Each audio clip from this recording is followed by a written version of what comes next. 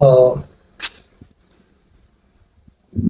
ತಂದೆ ತಾಯಿ ಇಲ್ದವ್ರು ನಿಜವಾದ ಅನಾಥರು, ಅಥವಾ ಆ ಎಲ್ಲ ಇದ್ದು ಅಂದ್ರೆ ಎಲ್ಲ ತಂದೆ ತಾಯಿ ಇದ್ದು ಸಂಬಂಧಿಕರಿದ್ದು ಅವರ ಪ್ರೀತಿ ಸಿಗದೆ ಇರೋರು ಅನಾಥರು. ನೋಡಿ, ಆ ಮನುಷ್ಯ ಭೂಮಿ ಮೇಲೆ ಹುಟ್ಟಿ ಬಂದ ಅನ್ಬೇಕ, ಆ ಸಾಯಿದಂತೂ ಗ್ಯಾರಂಟಿ. ಅವನು ಕೈಕಾಲು ಎಲ್ಲಿ ತನಕ ಆಡ್ತಾವ ಅಲ್ಲಿ ತನಕ ಅವನ ವ್ಯವಸ್ಥೆಯನ್ನ ಮಾಡ್ಕೋತಾನ, ಜವಾಬ್ದಾರಿ ಅವನ ಏನ್ ಕರ್ತವ್ಯಗಳಾಗ್ಲಿ ಅಥವಾ ಅವನ ಸೇವೆಯನ್ನ ಅವ್ನು ಮಾಡ್ಕೋತಾನ. ಅವ್ನು ಸತ್ತಾಗ ಅವ್ನ ಯೋಚನೆ ಏನಿರ್ತದ, ನಾ ಸತ್ತಾಗ ನನ್ನ ಯಾರು ನೋಡೋರ, ಅಲ್ಲಿ ಸತ್ತ ಮೇಲೆ ಯಾರು ನೋಡೋ ಅವಶ್ಯಕತೆ ಇಲ್ಲ. ಸತ್ತ ಮೇಲೆ 4 ಮಂದಿ ಬಂದು ಹೆಗಲ್ ಕೊಟ್ಟು ನಮ್ಮನ್ನು ಹೊತ್ಕೊಂಡು ಹೋದ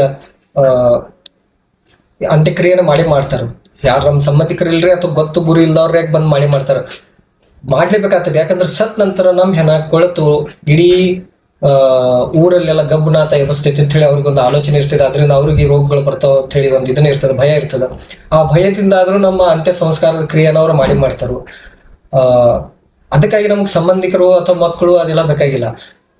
ತಂದೆ ತಾಯಿ ಇದ್ದವರು ಮಕ್ಕಳಿಗೆ ಒಂದೇನೋ ನಿಸರ್ಕ್ರಿಯೆ ಐತಿ ಹೇಳಿ ಜನ್ಮ ಕೊಡ್ತಾರೋ, ಆ ರೀತಿ ಜನ್ಮ ಕೊಟ್ಟಿರೋದು ತಪ್ಪು. ತನ್ನ ನಿಜವಾದ ಜವಾಬ್ದಾರಿಯನ್ನ ಹೊತ್ತು ಮಕ್ಕಳಿಗಾಗಿ ತನ್ನ ನಿಜವಾದ ಕರ್ತವ್ಯಗಳನ್ನ ನಾವು ಮಾಡ್ತೀವಿ, ಜವಾಬ್ದಾರಿಗಳನ್ನ ಮಾಡ್ತೀವಿ ಅಂತ ಹೇಳಿ ಜನ್ಮ ಕೊಡ್ತಾರಲ್ಲ, ಅವರೇ ನಿಜವಾದ ತಂದೆ ತಾಯಿಗಳು. ನೋಡ್ರಿ, ಏನೋ ಮಕ್ಕಳನ್ನ ಹುಟ್ಟಿಸ್ತಾರೋ, ಆರಾಮಿಲ್ದಾಗ ದವಾಖಾನೆ ಒಯ್ತಾರೋ, ಊಟಕ್ಕೆ ಹಾಕ್ತಾರೋ, ಬಟ್ಟೆ ಕೊಡ್ತಾರೋ, ಇದು ನಿಜವಾದ ತಂದೆ ತಾಯಿಗಳಲ್ಲ. ಒಂದೇಳು ಅಂತ ತಂದೆ ತಾಯಿಗಳು ನಿಮ್ಗಿದ್ರಂದ್ರೆ ನೀವು ಅನಾಥರು. ಈ ಊಟ ವಸತಿ ನಿಮ್ಮದ ಏನೋ ಉಪಚಾರಗಳು ದವಾಖಾನೆಯಲ್ಲಿ ಇದ್ದಾಗಲಿ ಇತರ ಜೊತೆಗೆ ಮಾನಸಿಕವಾಗಿ ನಿಮ್ ಜೊತೆ ಪ್ರೀತಿಯಿಂದ ಇರ್ತಾರೋ, ನಿಮ್ಮ ಮಾನಸಿಕ ಕುಂದು ಕೊರತೆಗಳನ್ನ, ನಿಮ್ಮ ಒಳಗ ಆಗುವಂತ ನೂರಾರು ವಿಚಾರಗಳನ್ನ ಅವ್ರ ಜೊತೆ ಹಂಚ್ಕೊಳ್ಳಕ್ ಒಂದ್ ಪ್ಲಾಟ್ಫಾರ್ಮ್ ಅಂದ್ರ ಒಂದ್ ಸನ್ನಿವೇಶ ಹುಟ್ಟಿಸ್ತಾರೋ, ಮತ್ತೆ ಅದಕ್ಕೆ ಸೊಲ್ಯೂಷನ್ ಆಗಿ ಉತ್ತರ ಕೊಡ್ತಾರೋ, ಅದಕ್ಕೆ ಪರಿಹಾರ ನೀಡ್ತಾರೋ, ಅದು ಆತ್ಮೀಯತೆಯಾಗಿ ಅವರೇ ನಿಮ್ಮ ನಿಜವಾದ ತಂದೆ ತಾಯಿ. ಏನು ಬರೋಣ ಮಕ್ಕಳ ಕಡೆ ಅಲ್ಲ, ಅವ್ರು ನಮ್ಗೆ ಜನ್ಮ ಕೊಟ್ಟರು ಅಂತ ಹೇಳಿ ನಾವು ಅವ್ರಿಗೆ ಮಕ್ಕಳಾಗಕ್ ಸಾಧ್ಯ ಇಲ್ಲ. ನಮ್ದು ಕೂಡ ಕೆಲವು ಕರ್ತವ್ಯ ಅದ. ನಮಗ ತಿಳಿತಿಲಾಗಿತ್ತು, ಅವಾಗ ಸಣ್ಣಗಿದ್ದಾಗ ಏನೇನೋ ತಪ್ಪು ಮಾಡ್ತಿದ್ವು, ಅವ ತಂದೆ ತಾಯಿಗಳು ನಮ್ಗ ಕ್ಷಮಿಸಿದ್ರು. ಬಟ್ ದೊಡ್ಡವ್ರ ಆದಂಗ ನಮ್ಗೆ ಸ್ವಲ್ಪ ತಿಳುವಳಿಕೆ ಬರ್ತದ, ನಮ್ದು ಕೈಕಾಲಕ್ಕೆ ಜೀವ ಆಡ್ತಿರ್ತದ. ನಾವೇನ್ ಮಾಡ್ಬೇಕು, ನಾವು ಕೂಡ ತಂದೆ ತಾಯಿ ಕಡೆಯಿಂದ ಏನ್ ಅಪೇಕ್ಷೆ ಪಡ್ತೀವಲ್ಲ, ಆತ್ಮೀಯತೆ, ಪ್ರೀತಿ, ಗೌರವ, ನಾವು ಕೂಡ ಅವ್ರಿಗೆ ಕೂಡ ಕಲಿಬೇಕು. ಇದು ನಮ್ದು ಕೂಡ ಕರ್ತವ್ಯ ಅಲ್ಲ. ಈಗ ನೌಕರಿ ಹಿಡಿದಿವಿ, ಇದನ್ನಾಯ್ತು, ಮದುವೆ ಆಗಿ ಹೋದ್ವಿ, ಅಥವಾ ನಮ್ ಗಂಡ ನನ್ನ ಹೆಂಡತಿ ಮಕ್ಕಳ ಅಂದ್ರೆ ಇದು ನಮ್ ನಿಜವಾದ ಮಕ್ಕಳ ಒಂದು ಲಕ್ಷಣಗಳಲ್ಲ. ತಂದೆ ತಾಯಿಗೂ ವಯಸ್ಸಾದಂಗ ಗೆಳೆಯರು, ಹೊರಗಿನ ದೋಸ್ತರೆಲ್ಲ ಕಡಿಮೆ. ಅದಕ್ಕೆ ನೀವು ಮಕ್ಕಳ ಅವ್ರ ಗೆಳೆಯರು ಗೆಳತಿಯರು ಆಗ್ಬೇಕು. ಯಾಕಂದ್ರ ಹೊರಗಡೆ ಅಂತ ಅವ್ರು ಹೋಗಕ್ಕಾಗಲ್ಲ, ವಯಸ್ಸಾಗಿರ್ತದ, ಬರ್ತಾವ್ರು ಹೊರಗಿನ ಸಮಾಜದ ಕನೆಕ್ಷನ್ ಎಲ್ಲ ಕಟ್ ಹಾಕೋದ್ ಬರ್ತಾವ. ಅವಾಗ ಮನ್ಯಾಗ ಕೂತ್ ಮಾನಸಿಕವಾಗಿ ಖಿನ್ನರಾಗಿರ್ತಾರ. ಅವಾಗ ನೀವು ಹೊರಗಿನ ತೆಗ್ದ ಮಾಡಿ ಬಂದ ನಿಮ್ ಹೊರಗಿನ ದೋಸ್ತರಿಗೆ ಎಷ್ಟು ಟೈಮ್ ಕೊಡ್ತಿರಲ್ಲ, ಅಷ್ಟ ಟೈಮ್ ನಿಮ್ ತಂದೆ ತಾಯಿಗೂ ಕೂಡ ಕೊಡ್ಬೇಕು. ಅವ್ರ ಜೊತೆ ನಗ್ಬೇಕು, ನಾಲ್ಕು ಮಾತಾಡ್ಬೇಕು ಪ್ರೀತಿದಿಂದ. ಅವರಿಗೆ ಬೇಕು ಬೇಡಗಳನ್ನ ಸ್ವಲ್ಪ ಕೇಳ್ಬೇಕು.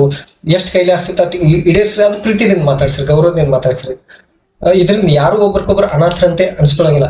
ಕೆಲವ್ರ ಮನ್ಯಾಗ ನೋಡ್ರಿ ದುಡ್ಡು ಇರ್ತದ, ಕೆಲವ್ರ ಮನ್ಯಾಗ ಸಿಕ್ಕಾಪಟ್ಟೆ ದುಡ್ಡು ಇರ್ತದ, ತಿನ್ನಾಕ್ ಎಲ್ಲ ಇರ್ತದ. ಅದ್ರ ಒಬ್ಬರ ಮುಖ ನೋಡ್ರು ಇನ್ನೊಬ್ರ ಕಂಡ್ರ ಬರಂಗಿಲ್ಲ. ಒಬ್ಬರ ಪ್ರಗತಿ ಇನ್ನೊಬ್ರಿಗೆ ಆಗಿ ಬರಂಗಿಲ್ಲ. ಏನೋ ಒಂಥರ ಸ್ಮಶಾನದಂತ ವಾತಾವರಣ ಇರ್ತದ ಮನೆ. ಅದು ನಿಜವಾದ ಅನಾಥಾಶ್ರಮ. ಇರ್ಲಿ, ಏನೋ ಒಂದ್ ಮನುಷ್ಯನಾಗ ಅನಿಸಿದ ಅಭಿಪ್ರಾಯ ನಿಮ್ ಜೊತೆ ಹಂಚ್ಕೋಬೇಕಂತ ಹೇಳಿ ಹಂಚ್ಕೊಂಡಿದೀನಿ. ದಯವಿಟ್ಟು ಕೊನೆಯದಾಗಿ ಒಂದು ವಿನಂತಿ ಮಾಡ್ತೀನಿ, ಪ್ರತಿಯೊಂದು ನಿಮ್ ಮನ್ಯಾಗ ಅನ್ಯೋನ್ಯವಾಗಿರ್ರಿ. ನಿಮ್ ಮನ್ಯಾಗ ಎಂತ ಬೇಕಂತ ಶಿಲ್ಕ್ ಮನುಷ್ಯ ಇದ್ರು ನಾವು ಜೊತೆ ಪ್ರೀತಿದಿಂದ ವರ್ತಿಸ್ರಿ. ಸ್ವಲ್ಪ ನೋಡ್ರಿ, ಇಲ್ಲಿ ಪ್ರೌಡ್ ಫೀಲ್ ಆಗ್ತದೆ. ಇಲ್ಲಿ ಸಮಾಧಾನ ಆಯ್ತಂದ್ರ ಜೀವನ ಪಾವನದಂಗ. ಇಲ್ಲಿ ಸಮಾಧಾನ ಇರ್ಲಿಲ್ಲ ಅಂದ್ರ ಇದನ್ನಾಗಲ್ಲ. ಕುಡ್ದಾಗ ದಾರು ಗುಟ್ಕತ್ ಇದನ್ನಿದ್ದಾಗ, ರೊಕ್ಕ ಇದ್ದಾಗ, ಹೊಲಸ ಹೆಣ್ಮಕ್ಳ ಸಹವಾಸ ಅಥವಾ ಹೊಲಸ ಹೊರಗಿನ ಜನರ ಸಹವಾಸ ಮಾಡ್ರೆ ಸಮಾಧಾನ ಸಿಗಂಗಿಲ್ಲ, ಉಲ್ಟಾ ಜೀವನ ಹಾಳಾಗ್ತದೆ. ಮನೆಯವ್ರಿಗೆ ಎಷ್ಟು ನೆಮ್ಮದಿದಿಂದ ಇರ್ತೀವೋ ಮತ್ ನಾವು ಅವ್ರ ಜೊತೆ ನೆಮ್ಮದಿಯಿಂದ ಮಾತಾಡ್ತೀವಲ್ಲ, ಅದು ನಿಜವಾದ ಜೀವನದಾಗ ಸಮಾಧಾನ. ಮನೆಯವ್ರ ಜೊತೆ ಇನ್ನು ಮಾತಾಡೋದಪ್ಪ ಸಮಾಧಾನ ಇರ್ತದೆ. ಟೆನ್ಷನ್ ಮಾಡ್ಕೋಬೇಡ್ರಿ, ಆರಾಮಾಗಿ ನಾರ್ಮಲ್ ಆಗಿ. ಅವು ನಿಮ್ಮ ಮೈಯಾಗ ಹರಿತಿರೋಂಥ ರಕ್ತ ಅವ್ರಿಗೆ ವಯಸ್ಸಾಗೈತಿ, ಬಟ್ ಹರಿದಿದ್ದಾಗ ಅವ್ರ ಹರಿದ ರಕ್ತ ನಮ್ಮ ಹತ್ಯಾಗ ಬಂದಾಗ ನಾವು ಹರಿದವರಾಗಿದ್ವಿ. ಇದನ್ನ ನೆನಪಿಟ್ಕೋಬೇಕು. ಅವ್ರ ಮೈ ನಮ್ಮ ಮೈ, ಅವ್ರ ಆತ್ಮ ನಮ್ಮ ಆತ್ಮ ಏನೋ ಬೇರೆ ಅಲ್ಲ. ನಾವೆಲ್ಲ ಒಂದ ಅನ್ಯೋನ್ಯವಾಗಿರ್ರಿ ಕುಟುಂಬದಾಗ ಎಲ್ಲರೂ. ಧನ್ಯವಾದಗಳು.